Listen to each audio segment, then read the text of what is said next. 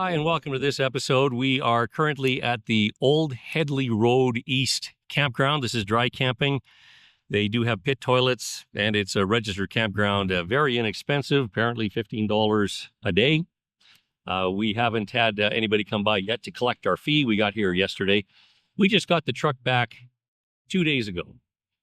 We crossed the border from the U.S. on March 18th. On the 19th, we went to get groceries, and the check engine light came on when we were in Abbotsford. Now, we were staying in Agassiz. Here's what that looks like on a map. So we phoned the dealership in Abbotsford. I have to say they weren't really that interested in giving us a hand. I just asked for a diagnostic, if we could come in, let them plug in the little device and get a computer readout to find out what's going on with the truck. And her recommendation was to phone the dealership in Chilliwack, or Chilliwack, as our GPS frequently calls it. We got a hold of the Ram dealership, Bannister, in Chilliwack. They were able to see us that day. So we booked an appointment for 2 o'clock in the afternoon, started on our way back from Abbotsford to Agassiz, and just about 2 minutes outside of Chilliwack, we felt a thump in the front of the truck. And then this 2-screen error message came up that basically said, don't shift gears, don't turn off your truck, get to your destination. And we phoned the dealership back and said, this might be a little more catastrophic than we thought. They said, as long as the check engine light isn't flashing, you should be okay to get to wherever you're going, drop off your groceries. Libby and Morrie were both with me.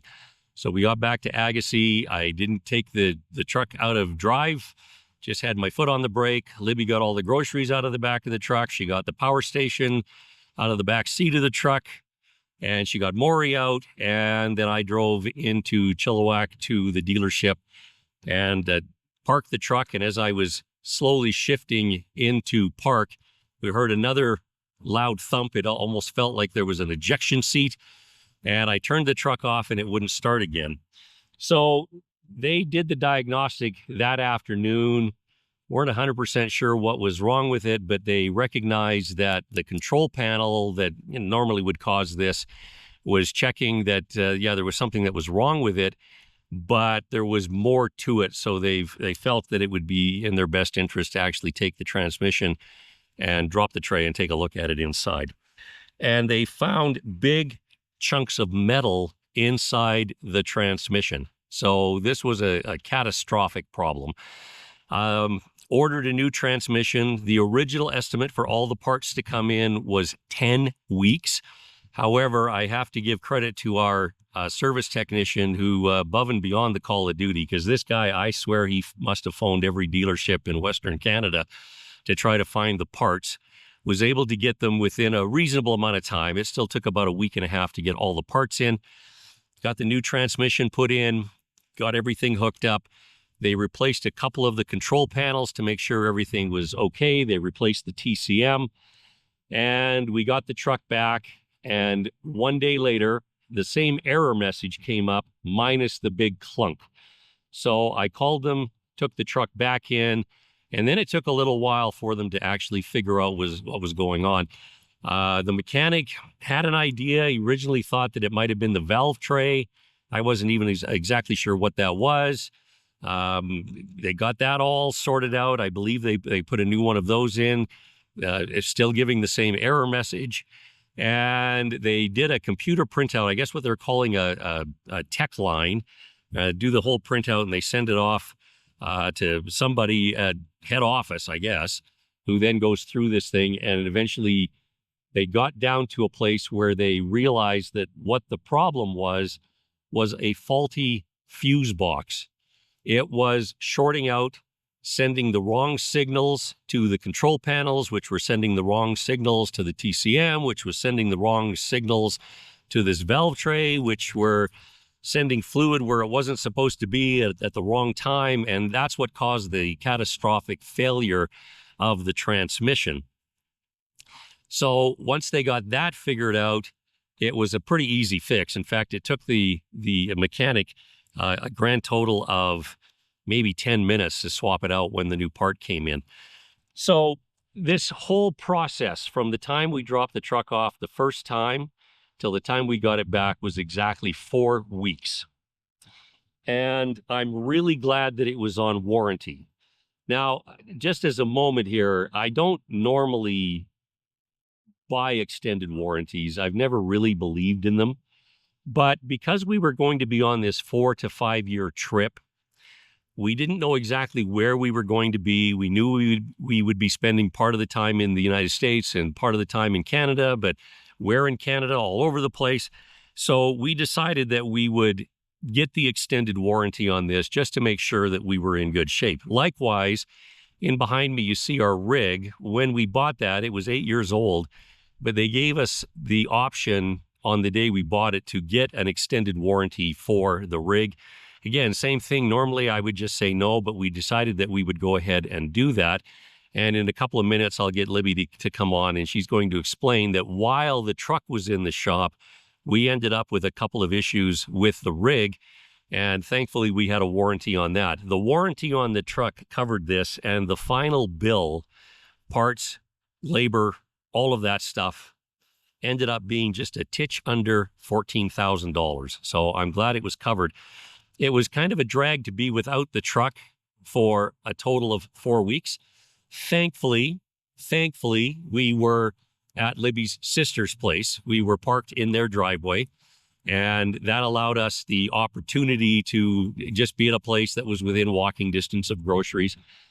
The biggest issue, however, was our tanks were getting full. When we first arrived in Agassiz, Libby's sister and her brother-in-law were not home. And so we were just parked out in their driveway, just dry camping with the rig. But unfortunately, the tanks were getting to the place where we needed to get them dumped. So we were having to be very cautious about how much water we were using, how much we were using the gray and the black water tanks.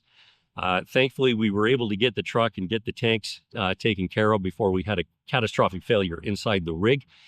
But we were really happy in the scheme of things that if we were going to have a catastrophic failure like we did and be without the truck for the time that we were really happy that we were in a place that we could have the trailer parked and be able to get everything fixed. Now, we did have, on the day we were leaving, the bylaw officer in Agassiz came by and asked if we were living in the trailer. And Libby just said, "We're leaving today." And they said, "Okay, have fun." And they left.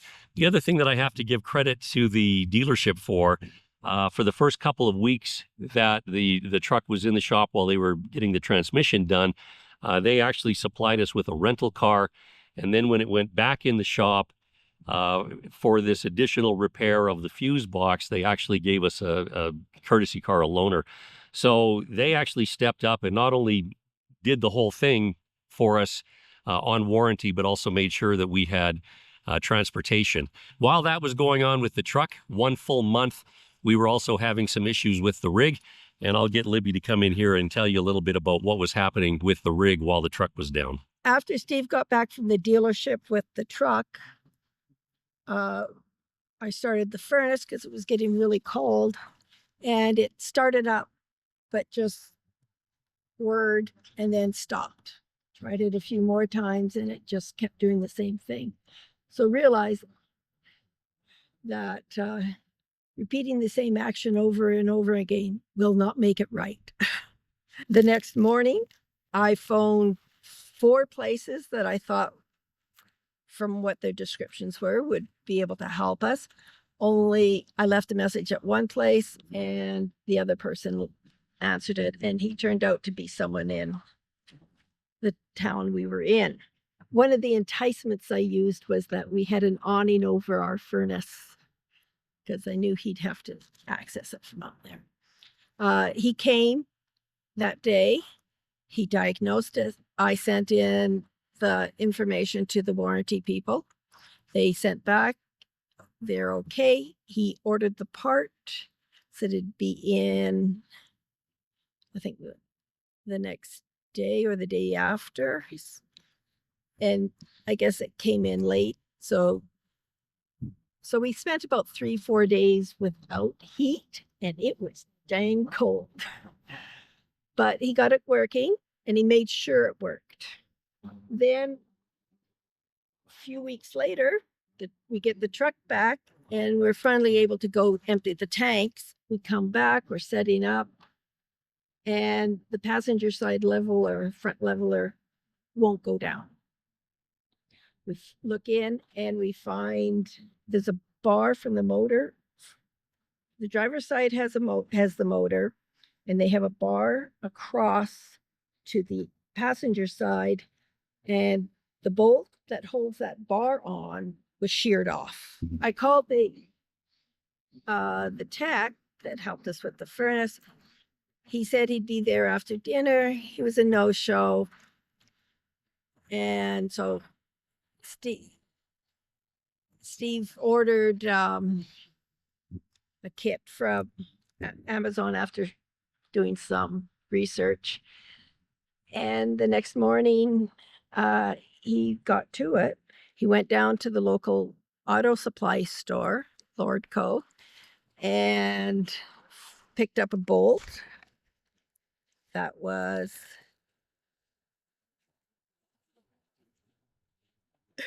this size. And so he put it in, and it was too short. So he cleaned out that area and found the third part. Well, by now, Lordco was closed, but our next door neighbor had wandered over, and he has a full shop. And he had a bolt. It was a little long, but part of it didn't have any threads. And they say that's going to be even stronger than the one with the threads. So that was fixed.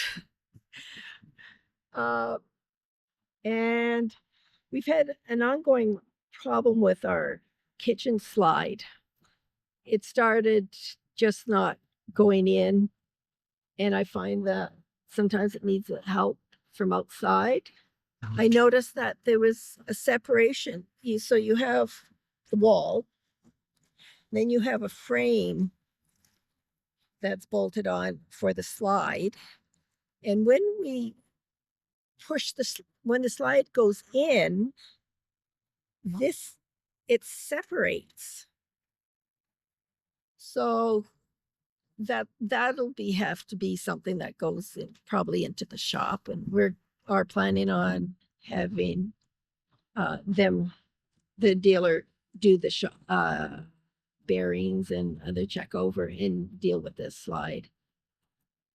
So, but otherwise, the trailer has just been just a little workhorse. I mean, things are 8 years old, so things start wearing out. So we're not angry.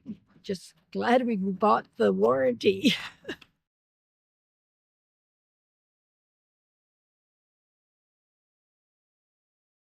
So this is our setup here.